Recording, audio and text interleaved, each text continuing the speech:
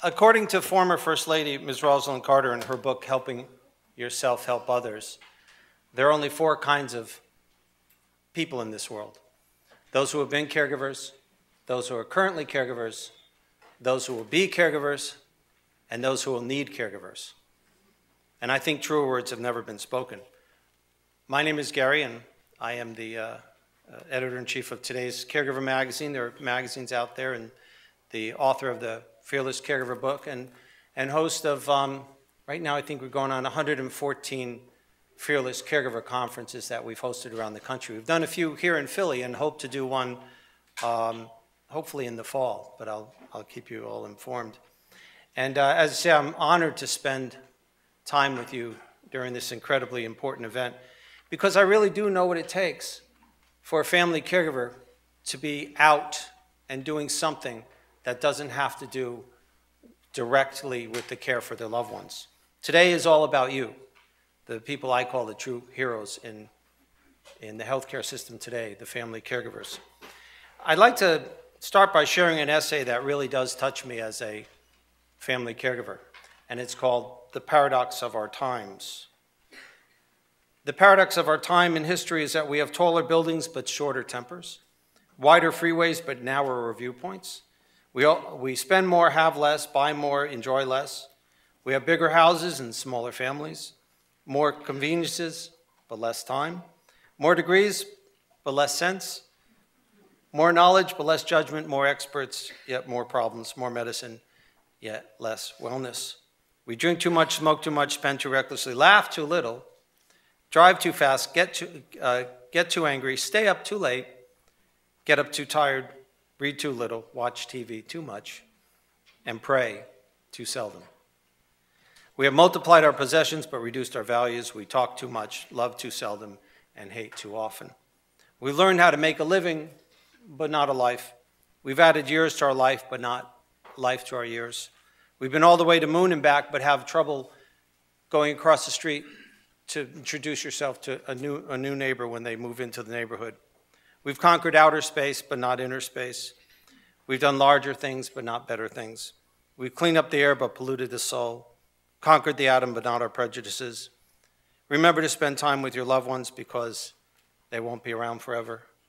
Remember to say a kind word to someone who looks up to you in awe, because that little person, I'm not looking at you. Sorry. Met a wonderful young caregiver earlier. Will soon grow up and leave your side. Remember to give a warm hug to the one next to you. Remember to give a warm, oh, the heck with it. Remember to, okay, lead by example. To the one next to you. I want to see everyone hugging.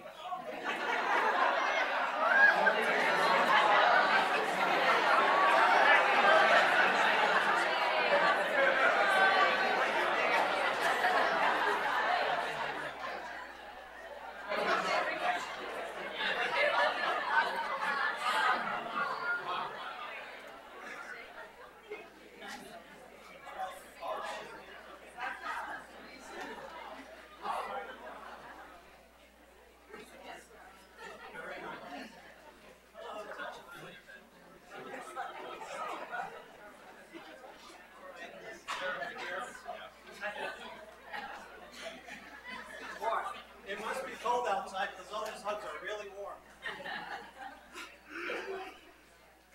Yeah.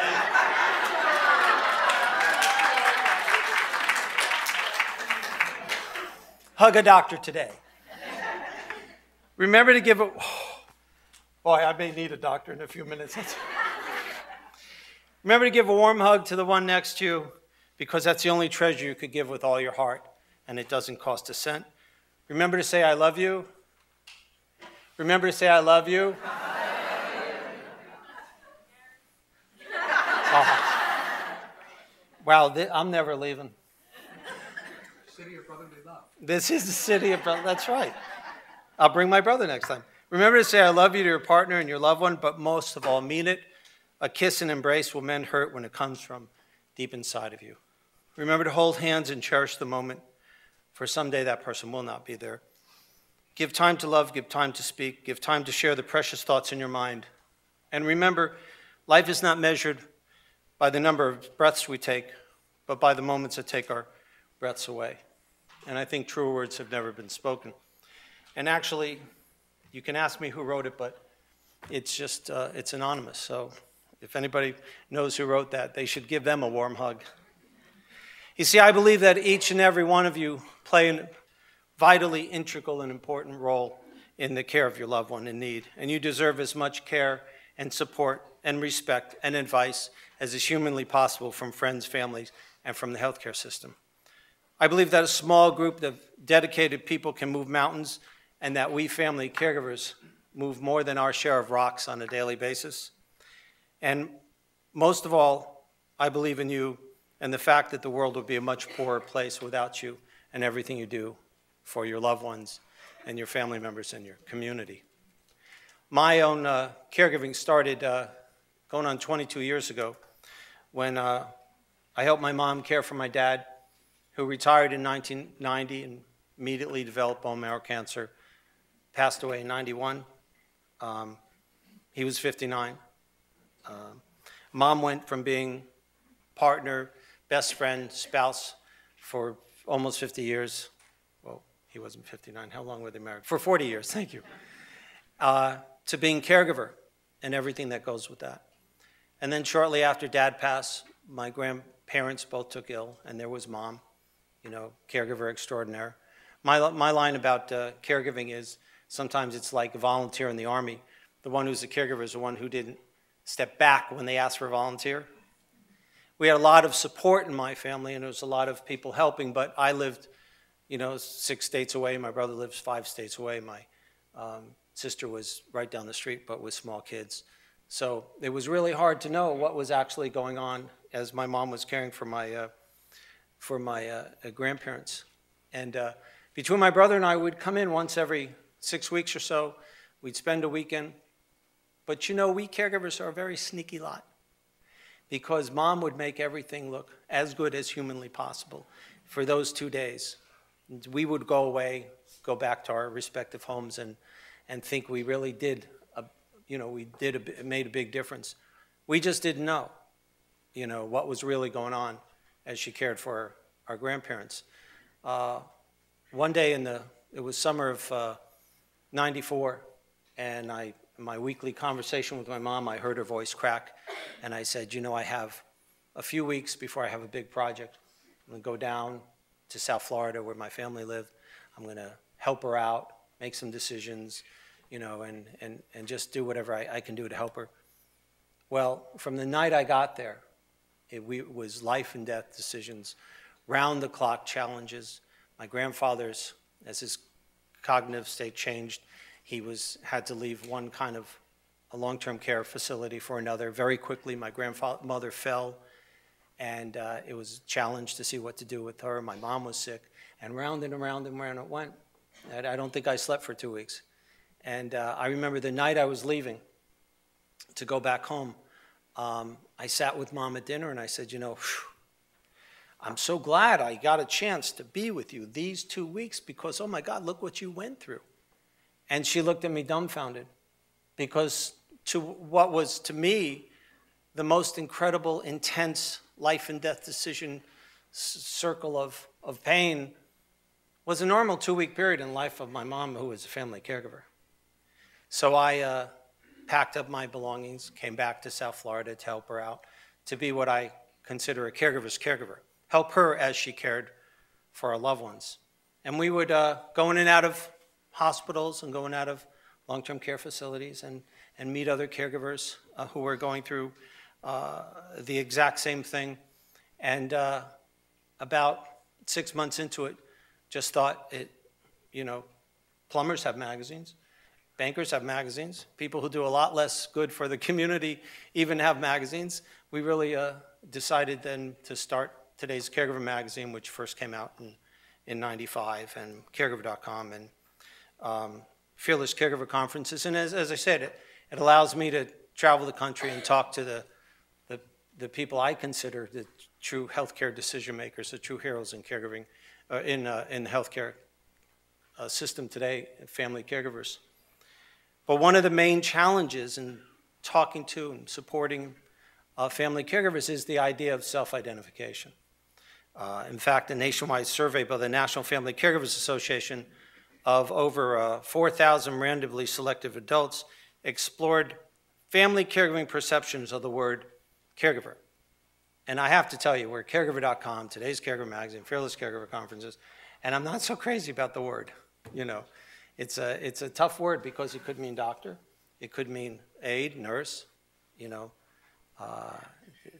it could mean anything. But in this case, when it comes to family caregiving, the challenge was, unless you identify yourself as a family caregiver, you have huge challenges in supporting your loved one. This study explored whether caregivers took specific actions that indicate acknowledgement of their role as a family caregiver, and asking for help with caregiving from others, talking to professionals about their own health, discussing caregiving issues with their supervisors at work, or seeking caregiving information or support groups. And then one important finding of this study, of this survey, showed that identifying yourself as a family caregiver was the most significant variable in determining to what extent you would take towards self-advocacy and self-care. I have to imagine this entire room identifies themselves as family caregivers because you are here and you're getting the support and the advice you need as caregivers. But you know, if caregivers don't reach out for help or have a ready-made support system, the study also proved that you can't be as effective as possible in your caregiving role. You're less likely to navigate the complex and sometimes baffling healthcare and social service systems adeptly, and you're less likely to stand up for your own welfare and the welfare of your loved ones. And, unfortunately, you're more prone to physical and mental illness. So, what do we do now? Well, first of all, let's look at some more of the statistics. Did you know that the average caregiver will be responsible for the directed expenses of $40,000 a year caring for the loved ones? And when you're caring for a loved one with cognitive disorder, it's $47,000 a year. You lose over $600,000 in opportunities and promotions during the lifetime of your career, and over 60% of us will consider depression to be our most commonly felt emotion. Then why do we do it? Because we can't not do it. Because our loved ones need us. Because we never even asked ourselves if there was another way. Because it's who we are. So now what? How do we go from being dedicated daughter, son, or spouse to being dietitian, therapist, insurance specialist, immediate medical expert, chauffeur, psychologist, pharmacist, and incontinence specialist? And keep our relationship with our loved ones, families, and friends and neighbors, not to mention our jobs, which a third of us end up losing. See, I firmly believe the way we achieve our goals as family caregivers is to actually take on a new job. And this is a job I call being a fearless caregiver. Fearless caregiver is a caregiver who understands they have a job to do as a full member of their loved one's care team. No less important than the case manager, therapist, or even the doctor. Everyone has a job, important jobs, and the family caregiver's job is to learn all they can about their loved one's situation and to act as their advocate within the healthcare system. You're not there only to represent your loved one, to put a human face to them. It's a crucial role because no matter how much they care, your physicians are seeing more patients than ever. Case managers and therapists have a larger caseload than ever. And sometimes when your loved one's in a long-term care facility or in a hospital setting, some of the care professionals have never even laid eyes on them. Over the years, I've spoken with thousands of family caregivers, and one thing has become crystal clear, that we caregivers can be heard, we can be respected, and we can be listened to within the healthcare system. But there are three common traits that we found that these fearless caregivers possess. First, you have to believe you can make a difference. Second, you have to see your role in your loved one's care as being just as important as any other member of your loved one's professional care team. And third, you got to ask questions. You got to ask lots of questions, you got to research, and you can't take the easy no. A fearless caregiver is a caregiver who asks questions to their doctor and doesn't rest until they receive clear and concise answers. A fearless caregiver is a caregiver who knows their loved one's rights in their insurance plans and is able to exercise these rights. A fearless caregiver is one who knows how to find the latest treatment options and share qualified information about these options with their loved one's care team. And more important than anything else, a fearless caregiver is someone who is a member of their loved one's care team. But the most important thing you can do for yourself as a fearless caregiver is to care for yourself. And a lot of times this is when I'll lose people, because people say, I don't have time. Now I don't get you. I don't have time to care for me. I spend 36 hours a day caring for my loved one. I do everything I can for them. I put my life on hold. There's nothing I can do to care for myself. And unfortunately, my reaction is always, okay, but who's going to step in and care for both of you when you fall apart due to taking yourself out of the circle of care? In fact, a Stanford University study concluded that for at least caregivers of cognitive disorders, 40% of us will die before the loved ones that we care for do. We as family caregivers have to learn all we can about the disease or illness that our loved one's battling, which is why I'm so thrilled to meet you here at this event today. In this case, knowledge is really power, but we must learn all we can about our role as family caregivers. Just as doctors have their Hippocratic Oath and social workers have their Code of Ethics and nurses have their Florence Nightingale Pledge, I think if family caregivers are to see themselves as equal members of their loved one's care team, we need to find a set of principles to live by ourselves. And we created something we call the Fearless Caregiver Manifesto. I want to walk through some of those with you today. The first one is, I will fearlessly seek out other caregivers or care organizations and join an appropriate support group. I realize there's strength in numbers and will not isolate myself from those who are also caring for their loved ones. See, for anybody who talks to and counsels and supports family caregivers, it's important to understand that a lot of us as caregivers find support groups a challenge. You may not actually have one in your community, but we will look at support groups and say, why should I sit around in a group of people who are whining and talking about their own family situations and, you know, and how is that going to help me? And I always say, you know, what you have to do is take a leap of faith. Find an appropriately well-led, well-run support group and go 3 times. The first time, yeah, when you actually walk in, you are going to find a lot of people that you think are sitting around whining and talking about things that, well, it's like having been parachuted into a family Christmas dinner in Peoria and you don't know anybody. Everybody's talking about things and people and situations that you have no clue for. Please go the second time. Now you're starting to recognize that people are talking about things that are important to you. This is your family of choice. This is people who really get what you're going through when maybe your own family doesn't understand or won't understand what you're going through. And I've never seen a family caregiver go to an appropriately led support group 3 times and not pick up the phone and call everybody to talk about this wonderful new concept that they learned about. That's where you're going to find that every one of us have different pieces of the puzzle of caregiving. Every one of us has discovered something that helps us with our loved ones, helps us with getting our family and friends to help, helps us with our role as caregivers. And somebody in that group probably has a piece of the puzzle you've been looking for, and you probably have a piece of the puzzle that they've been looking for. A few years ago, we did an event, Fearless Caregiver Conference in Los Angeles, and we gave an award to a caregiver who really was, you know, she was caring for herself, staying involved, coming to events like this, going to support groups, and she got a Los Angeles Fearless Caregiver Award. And when she walked on stage, she said, I don't need to tell you anything to the audience about being in a support group. I just want to point to that table of 10 that I'm sitting with. That's my entire support group. They all came out to support me as I got this. Another quick word on support groups. When my dad took ill, and you know, it was, I always say he went through more psychiatrists than there are in the phone book, because he was tough, a tough old Marine, and there was no way anybody was going to talk to him about what he was going through, he wasn't going to deal with. And so I'd get on the phone with him, talk to them, try to work through things with him as much as he possibly could with me.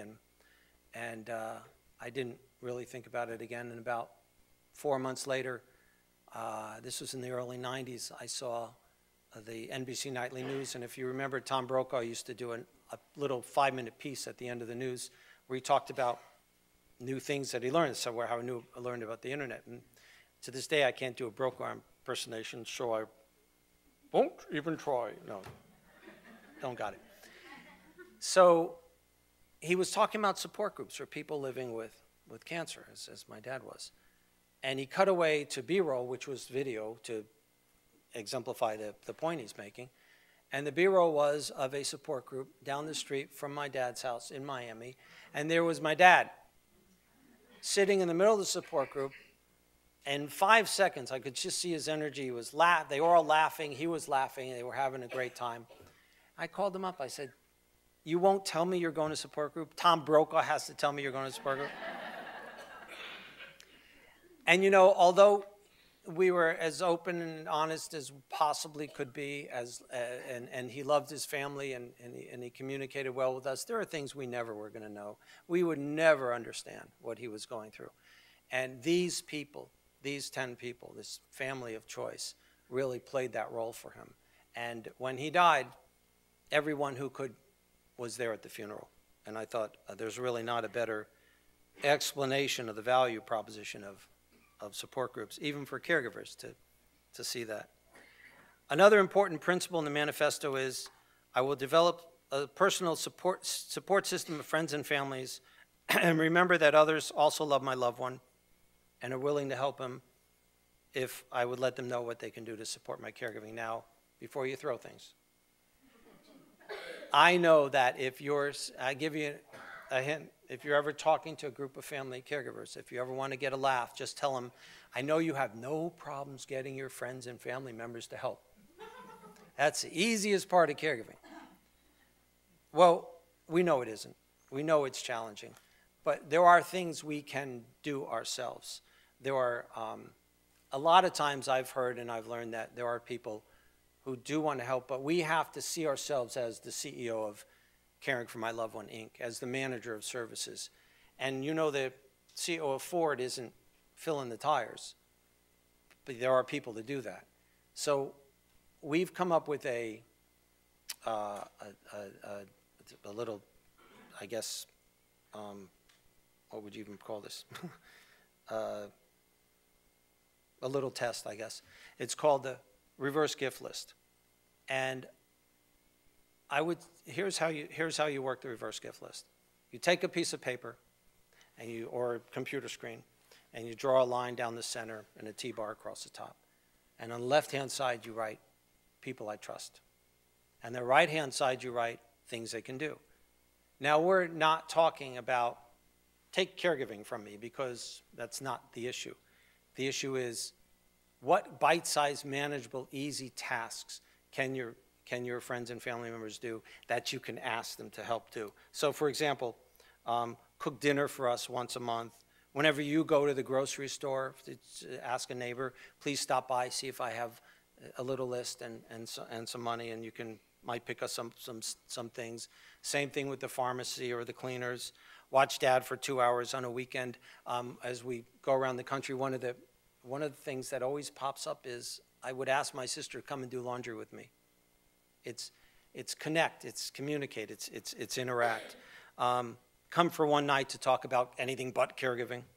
Make calls to the insurance company. Now this I learned from Dana Reeve, who obviously was Chris Reeve's widow and unfortunately passed herself a few years ago. She said they had $1 million of insurance. Went very quickly. And what came of that was a lot of paperwork and a lot of challenges and a lot of conversations with insurance companies. So whenever anybody said to her, Dana, is there anything I can do? She was always ready with the next call she had to an insurance company with a piece of paper detailing what she needed, and she would hand them to him, and she said, yeah, you can make this call. And she said she never got anybody in her friends and families to say no. So what I'd like to do is take a few minutes and do a short example of the reverse gift list. So I don't know, we don't have tables per se, or if you have pens or paper, but we always say the reverse gift list is 10. 10 people I trust to do bite-sized, easy, manageable things, and 10 of the short, easy things they can do. My nephew can come over and put oil in the car. My sister can come over and do laundry. Give me 3 of those people and 3 of those easy things you can ask them to do, and let's go around and talk about that a bit. So if you have a pen and paper, if not, I'll come around and we'll just talk about it.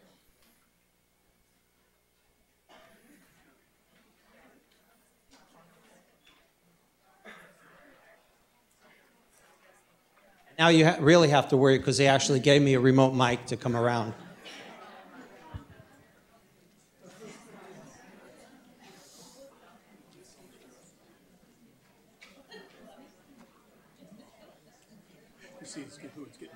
Yeah, I see it's getting past him. Hey, this is a great day, great event, great food. You didn't think there was going to be homework, did you?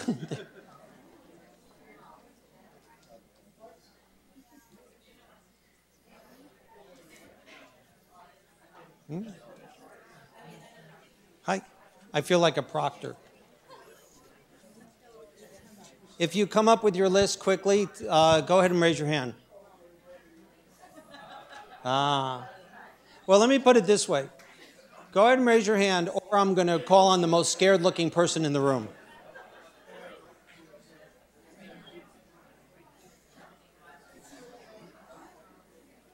Oh, hey, look at that.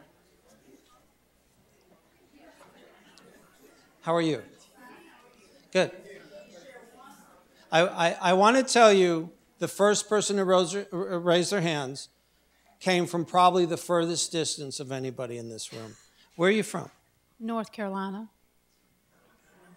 Anybody? I have anybody further in North Carolina? Anybody further in North Carolina? I heard there was an Arizona here. Did I get Phoenix? Phoenix, here or Phoenix? No? Murray, there has to be a gift for someone who comes from North Carolina to this event. She gets a big hug. Oh, yeah. Here you go. Thank you. Hello. Hello, how are you? Oh, good. What's your reverse gift list? I have 3 items. One, I have a neighbor that I would love to sit with my husband on Saturday morning so I could sleep late. I have a neighbor I'd like to bring me a homemade dessert once a month because we never get to cook cakes and pies anymore. And a third one, my mother also needs help while I care for my husband, and I'm not able to care for her as much as I used to. So I would like to have a friend take her grocery shopping once or twice a month. And these are easy things that people will do if you ask them for it. That's really nice. And by the way, if you hear something and you go, oh, that's an aha moment, write it down because these are to steal. Who else? Let's see. Well, there's there's a young lady. I have a cousin. I'd like to ask her to bring lunch and enjoy it with us. My sister to do the banking, but when she comes, I'd ask her to come a little early and stay a little bit after. And my brother to sit with my aunt while I take a shower. Thank you for that. Okay.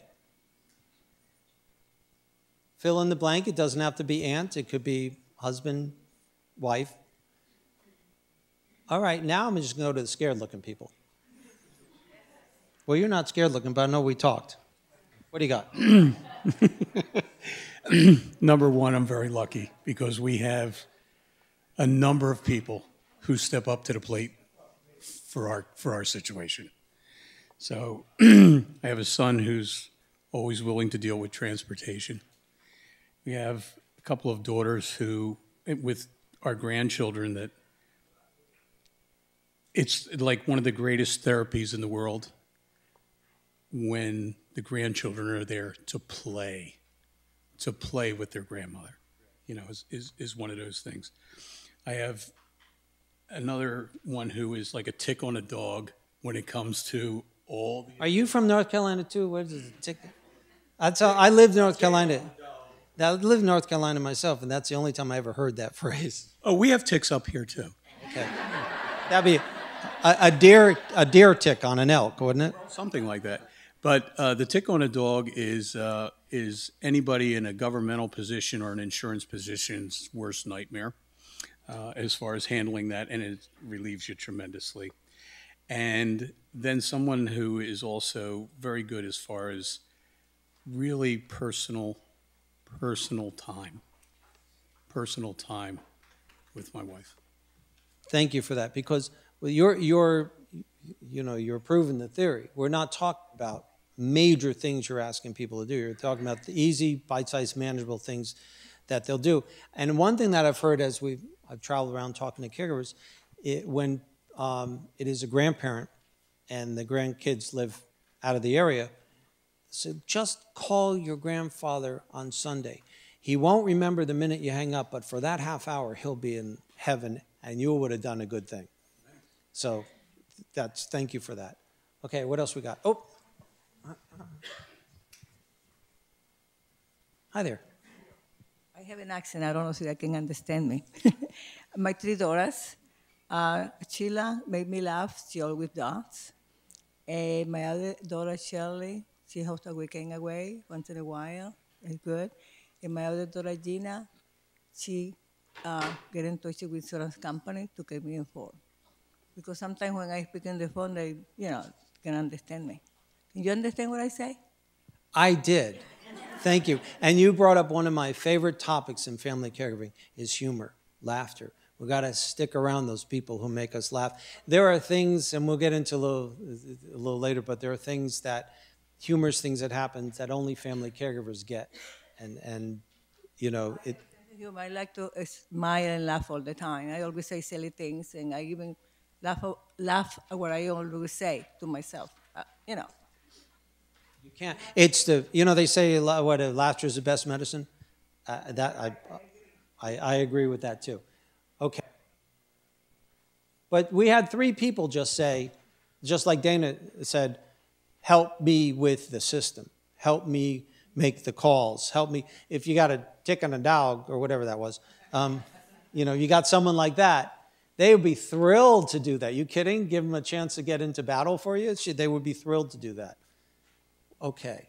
What you got? Somewhat similar to other people have mentioned, my family members, my children come over and they do help out, so I can skip out and do whatever I need to do shop-wise, and have friends of my wife call and just chat on the phone, although that's a problem because it's a very short conversation, but it's something, and then that's about it. That's an interesting point. I haven't actually heard that one before, and I think that makes a lot of sense. Have your friends, your wife call, stay in touch, stay connected, and regardless of, what the conversation is, if it's remembered at that moment, it connects her back into that position. So, one of the problems that in my own particular situation is that it's a very sensitive area because my wife does not want to be babysat. I'm running out, so somebody has to watch her. So, it's a very fine line there of creating a problem. Well, I'll talk about my favorite tool of family caregiving, and that's called sneakiness. You got to learn to be really sneaky. So how do you allow the situation to happen where someone's there and they're having a great time and they're on the patio and you sneak, as opposed to, Jane's going to watch you while I go. I get that. That makes a lot of sense. It's, I was talking earlier to the AFTD folks and the Alzheimer's Association folks, is that respect and love is the last thing people remember. It's a thing that if they can't figure anything else out, they know when they're being respected. They know when they're being loved. And again, even if it's, not a real viable partnership, if they feel that they're being a partner, if they feel that they have a role to play, if they feel like they're not being infantilized, that's very helpful. So I like that very much. Thank you. I'm stealing that. What else? Sir? Well, no, we've got a lot of men here. Let's get some of the ladies. Young lady. I hate you for joining us. Yes! No, I love it. And for that, I'm going to give you a I am a fearless caregiver, don't mess with me button. Thank you. So, Gail, Yes.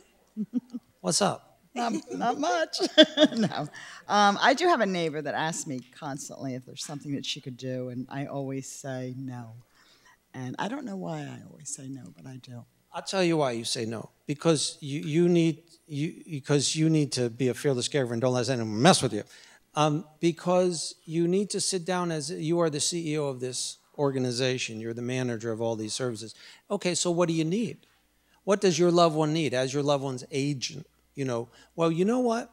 I always say no, but gosh, it would be nice if she came over and cooked. And she would feel better. See, that's the trick of the reverse gift list is it makes the person you're asking the favor of feel as good as it makes you. And one of the biggest challenges, one of the reasons we don't do it is because we push people away. So we haven't really analyzed those elements of caregiving. Now, we've factored in that if you actually do this, you have 10 people, you ask for bite-sized, easy, manageable things, you can get yourself a day of respite a month, an extra day of respite.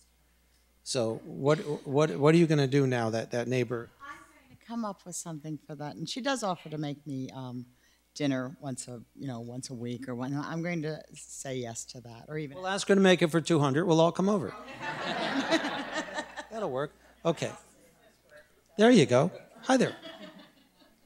The big thing I do is my brother plays tennis with me once a week, and that's a distraction from the whole situation. See, that's brilliant because that doesn't not have anything to do directly with the caregiving, the issue, the healthcare, but it has to do with the most important tool your loved one has in their toolkit, and that is you. The most important element of their health and well-being, and that is you. And I think that idea of, let's find a way to go play golf, let's play tennis, to put yourself back in the circle of care is really valuable for your loved one as well as for yourself. Yes, God. I knew you were a woman. Hi. I don't do this. I do everything myself, but I'm trying to teach myself that by asking someone to do something, you are giving a person a wonderful opportunity to be the hands and feet of God. Thank you. Wow. That was scary how connected that conversation was. You do them a favor as well as yourself. You do them no favor by just pushing people away. So, and that's brilliant. Thank you so much. Okay. One more before I... Oh, sure, in the back, of course. There couldn't be someone right up front. Okay, that's fine. Hi there. Someone raise your hand back here, right? Hi. I just wanted to say, the person that my mom used to care for passed away, my grandfather, but she kind of underestimated us. As her kids, there's 3 of us, and I was willing to change his diapers, do different things like that, and don't underestimate your family members because they can do a lot more than you think. And I kind of had to take the initiative and just do it myself. And that's when my mom realized, she can do that every once in a while, and she was really grateful for that, and I'm glad I could help her. Okay, you get a I'm a fearless caregiver, don't mess with me button, because that's actually, they're doing a big story in the next issue about relative caregiving, about the cousins who help, the people who help that aren't even asked to help. So that's great. What else you got? I was just writing down everything those people were saying. I wish I had had this information before.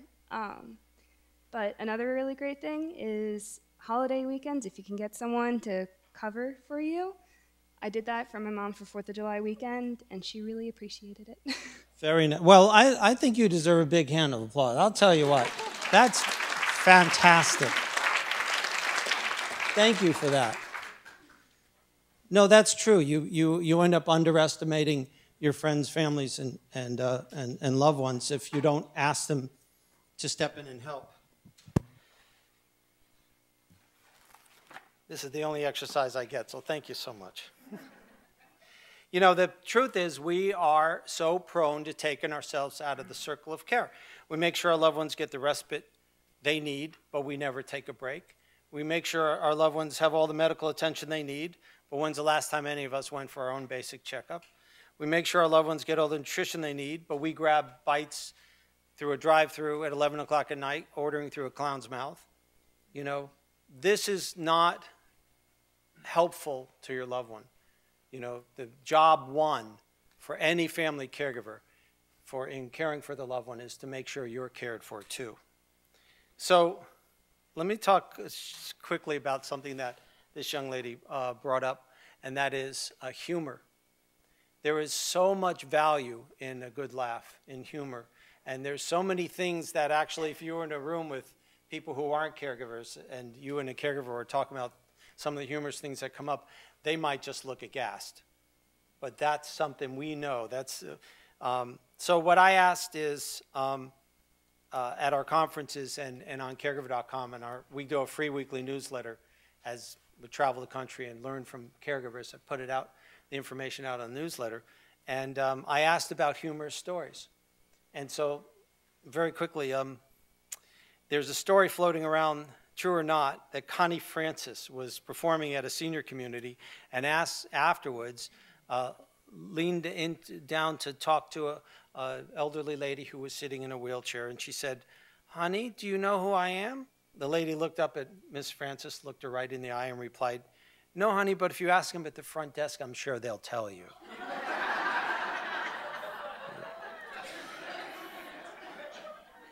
Here's another one. A gentleman wrote, "When my parents were living with us several years ago, I'd get in the shower with my dad every other night. After showered, my wife and I would dry him off, and she would slather him with moisturizing lotion. I'd ask him if he wanted to wear boxers or jockey shorts, and he would always look at me and go, 'Depends.'"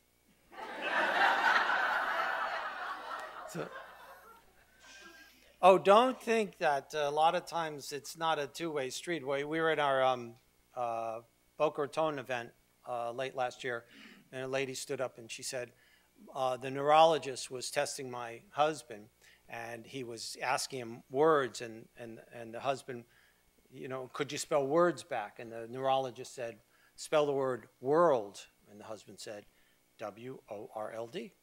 And then the neurologist said, "Okay, now backwards." And the husband turned around and went, W-O-R-L-D. She swears that's true. Or in Minneapolis, a caregiver stood up and told the room a few days previous to the event she had asked her mother, who was living in a long-term care facility, what she had for lunch. And her mom replied, "Dear, you know I have short-term memory disorder. Ask me tomorrow." And one of my favorite came from an event we did in Owen, Wisconsin at a senior center. And there was a group of family and professional caregivers, and there was a social worker, Claire, who had the biggest, greatest belly laugh. She would laugh at so many things. I went over and talked to her about humor. She said, "Well, when I was training for social work in the 70s, people believed in the concept of reality therapy. You know, you try to get your loved one to know what day it is, what time it is, where they are. And that's relatively discredited now for what they call validation therapy, which is one where you kind of go where your loved one takes you. I'll give you a quick example of that. My grandfather and I would sit in the lobby of the long-term care facility, and we would be painting, we'd be working together, whatever he wanted us to be to keep his, energy positive. Although once we had this long conversation how we were on top of a building being built in New York, a steel skyscraper, and throwing bolts, and I was catching the bolts. This is the truth. And we were banging I was his friend, and this was great. And I went to dinner with my mom later that night, and I said, "When was Grandpa ever in construction?" And she said he wasn't.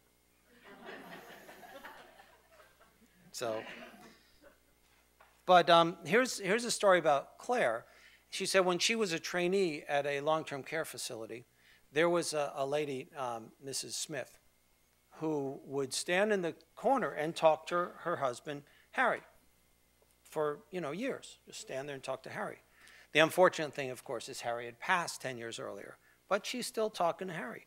And the overriding principle of the day in the 70s was reality therapy. So her teacher who was running the facility was telling her, go tell Mrs. Smith that Harry's dead and get her to focus. And Claire didn't want to, fail. She wanted to be a social worker. She didn't really believe in the concept. But so she went over to Mrs. Smith. She got her attention. And Mrs. Smith looked her straight in the eye. And Claire said, Mrs. Smith, I hate to tell you this, but Harry's dead. He's been gone 10 years. And Mrs. Smith looked at Claire and nodded, then turned back to the corner and said, you hear that, Harry? She says you're dead. And you cannot make this stuff up. This is the... So if I have a few minutes left, right? I can leave with a story that's in the... where's the book? In the Fearless Caregiver book. It's about my grandfather, and we call it Okay, We Go Now. And one of the things about this story is that I was really never interested in writing. I didn't like to write at all. And then, of course, now it's all I ever do. So you have to be careful about those things you say you never want to do, because sometimes it becomes your career. But the thing that got me interested in writing was I would visit my grandfather in the long-term care facility in Dade County. I was living in Broward, which is north of Dade. And we would sit and we'd have these conversations, these wonderful conversations. And as I was driving home, these colors and flashes and memories and images would come into my head. And I'd be sitting at a light in Miami, and I'd be looking in the glove compartment for anything to write with. And the problem is the most dangerous place in the universe is being in Miami, the front of the line, when the light goes from red to green and you're not ready. So I started bringing a portable tape recorder around with me. And I would write down all these thoughts, which is a great tool for when you're working with the healthcare system as well, those portable little handheld tape recorders. But about 6 months of these thoughts and notes, I constructed this story, which is in this book and is in the Caregivers for the Chicken Soup Soul book. But it's called Okay, We Go Now. Okay, we go now. That phrase always signaled the decisive end to my grandfather's visit to my parents' house when I was younger. With those words, Gramp would rise sharply from the couch, sneak dollar bills into my hands and the hands of my siblings, and drive off, more often than not in his paint-encrusted white Chevrolet station wagon he used in his work as a painting contractor. A decidedly handsome man who reminded everyone of Hungarian Cesar Romero with dark, thick, wavy hair, which in later years turned shock white, all the while maintaining its thick texture. I can still sense his smells, the aftershave mingled with the lingering scent of lacquer and paint thinner, whichever he had been using last. His strong, sure hands were those of a true artisan, chiseled and firm as only a man who had used them in labor for decades would possess, yet at the same time passionate and gentle and artistic. The hand, as one would imagine, a painter on the left bank of Paris would gesture in the air to judge the scope and shape of any scene about to be painted. Gramp would wave these hands before any scene as if he was able to transpose the images directly onto canvas through thin air. Here was a man of great contradictions, wearing jackets mismatched to pants, but always jacketed and always elegant. Until his very last days, he would never hesitate to kiss any woman's hand as they entered his room. He was firm, and he was strong, and he was direct, but he was a kidder of the first degree. One of my most favorite, and conversely one of my younger brother's least favorite moments, is of a fishing trip the three of us took so many years ago. I couldn't have been older than 12, my brother 8. We were on a chartered deep-sea fishing boat out of Miami. The boat was filled with other families seeking marlin or tarpon or yahoo, but more often than not just catching colds, good memories, and deep sunburns. These were, after all, the 60s, and the idea that a deep sunburn could cause skin cancer into the next millennium had never even been imagined. The weather was particularly nasty, and as the boat heaved across the turbulent seas, my brother was experiencing his own heaving down below. Owing as much to the bad luck that day, the head, or bathroom, where he spent the bulk of that trip, was located right next to the dining table, where Gramp and I were consuming the great quantities of fried chicken, potato salads, and pickles packed with loving care by my grandmother. Suffice it to say that the timing of our turning to the bathroom door and crunching pickles and devouring chicken drumsticks was coincidental with my brother's brief but colorful visits outside that bathroom door. He was as green as the ocean and the color as the ship. As I said, for me, it was a great memory.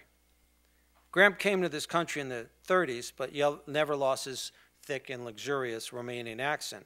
Born in Transylvania, the land of Dracula and shifting borders, he jumped ship into the waters of the Baltimore Harbor off of a Russian freighter onto which he had been consigned at the age of 17. Making his way to New Jersey, he became an American citizen and at the age of 35 enlisted to fight in World War II. He became a baker in the Navy Construction Forces, or the Seabees. This, according to Mom, was a mixed blessing because after the war, Gramp could never really adjust his recipes developed for battalions to his little family of 3. And she finally remembers taking one of those little red flyers stacked with mountains of cookies and cakes around, being the hero of the neighborhood. In the mid-90s, in his mid-80s, Gramp started showing signs of early Alzheimer's. This was a devastating blow for the entire family. Here was invincible Joe Weiss, the man who until his 70s had never been a patient in any hospital, who worked until his early 80s and who was, in the truest sense of the word, adored by his entire extended family. Our goal from that point forward was to create a sense of what we like to call transparent caregiving. We would construct a world where he felt he was still in charge, but where he was also safe from harm. The adult day center where he spent his job, spent the day became Gramp's job. He would stand outside his apartment complex and wait for the bus to take him to work. And during off days, Gramp would be on vacation.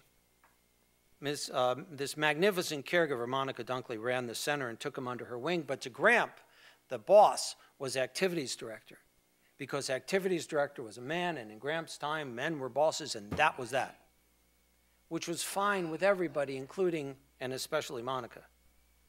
In time, as Gramp's disease progressed, the day came where adult daycare was no longer an appropriate answer, and as his medical needs changed, he moved from assisted living to nursing home care. Throughout the entire time, though, he never failed to brighten up when my mom, his daughter, entered the room. She was the center of his universe, and she was always there for him. I loved to sit for long periods of time and holding his hands and talking about what? I'll never know. And I remember these as bittersweet moments. I savor the time we spent together and cherish the occasions he would smile and point to his mouth asking for a kiss, which I would cheerfully administer. Alternatively, I've never felt sadder for him. Sometimes when the assisted living facility, he would hit his head repeatedly as if to say, I know I'm not thinking as well as I should, and I know I'm no longer in control. As if he could beat his mind to be better, like hitting the side of a soda machine when a drink failed to appear. Although I could always redirect his energies, and he eventually stopped this practice, this fleeting acknowledgement of his own failing mind haunts me to this day. The day he died, I was packed and ready to travel to New York for business. It was exactly 9:45 in the morning as I sat on the couch in my house, and I looked over my shoulder at a picture on the wall behind me. I was looking at a self-portrait that Gramp painted of himself in the mid-70s. The face that he saw looking back at him when painting this portrait was strong and was kind and was handsome, with no idea of what future lay ahead for him. A moment in time which came alive for me at that instant and replaced the face afflicted by the advanced illness, the one I had become used to over these past few years. By the time I left the house and entered the car to go to the airport, I received the call from my brother. The call had come from the hospital where Gramp had been battling pneumonia for the past week, and Gramp was gone. He had passed exactly 15 minutes earlier at 9:45. To this day, when thinking of Gramp, I can only conjure up the self-portrait which hangs over my couch, which he painted so many years ago, and not his later visage. And this I consider one last gift from Gramp. Okay, we go now. Thank you.